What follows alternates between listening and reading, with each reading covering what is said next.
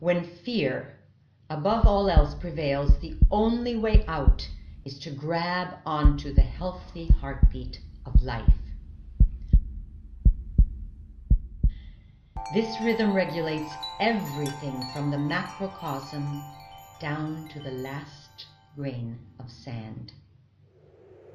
It is the flow of blood in our veins, the rolling of the clouds, the wind and the waves. It is the balance of the opposing forces which hold atoms together. The experience of rhythm is the vibration which passes through all beings, animate and inanimate, giving the premonition of a cosmic communion which connects the universe and sustains it in an organic and balanced manner.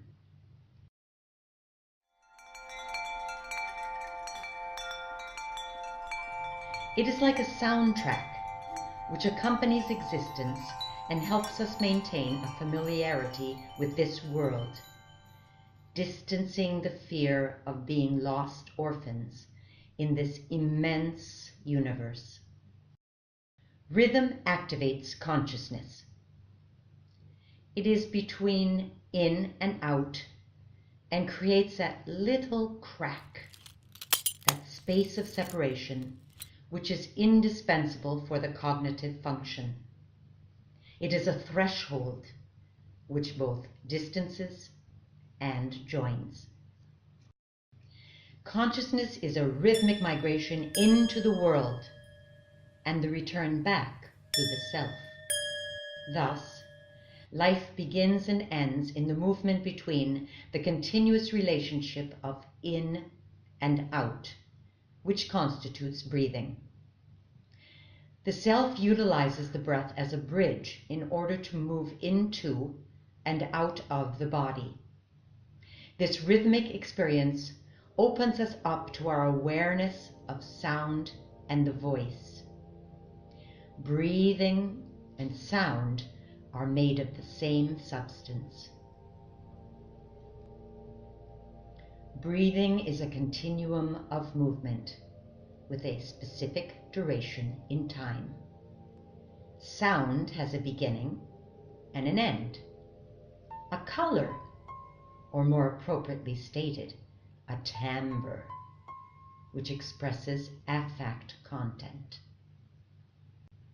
Rhythm connects the empathic listener and the protagonist, creating a harmony between breathing and sound, causing their bodies to vibrate, allowing both to receive the emotional content. Breathing and sound leave tracks in both the physical body of the empathic listener as well as that of the protagonist. Hearing is a rehearing, which is both self-listening and listening. The voice is the echo. Deep listening allows me to physically feel my words because they are alive. They seem not to drop outside of myself, outside of my breath. The synchronization of breathing, the sound, and the body constitutes attunement. In deep listening, there are two phases in order to rediscover our ability to attune. The first phase explores the emotions. What made me freeze with fear? In this case, emotion equals fear. The second phase is made up of exercises and practice.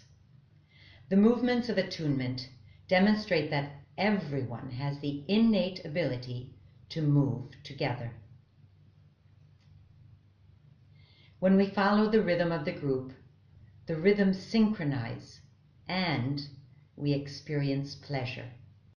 When we feel attuned to one another, we acquire a greater awareness of the problems which we need to face, and at the same time experience the satisfaction of having been helpful.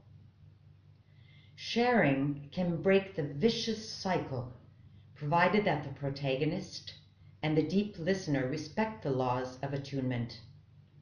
And breath, sound, and body unite in a mating dance.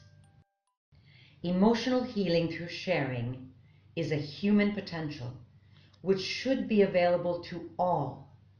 When more people will be able to practice this universal form of reciprocal help, there will be fewer people condemned to suffer in isolation. The spoken word without rhythm is a word without power or magic. Everything has rhythm, from the flow of the days or the changing of the seasons, as so the cycle of birth and death. And when a veil of melancholy seems to cloud our minds with the thought that everything is destruction and reconstruction, the playful experience of rhythm comes to our rescue with the love for life.